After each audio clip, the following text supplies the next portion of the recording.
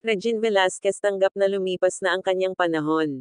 Makalipas ang tila pambabastos kay Regine Velasquez sa bilang ng Mixed Music Awards 2024 poster kung saan mas malaki at mas kitang-kita ang larawan ng mga bagong artista, habang halos di makita ang pangalan at kanyang mukha ay naglabas ng kanyang saloobin si Asia Songbird sa pamamagitan ng TikTok video. Sa mahigit 3 dekada sa industriya ng musika, inamin ni Regine Velasquez Alcacid na, hindi na ito ang kanyang panahon. Sa kabila nito, nananatili siyang aktibo sa pag-awit at masaya umano siyang mag-mentor sa mga batang talento sa industriya. Sinabi niya na nais niyang ibahagi ang kanyang kaalaman at karanasan bilang bahagi ng kanyang legacy, kasabay ng pagtanggap sa pagbabago ng henerasyon sa musika. Because it's true.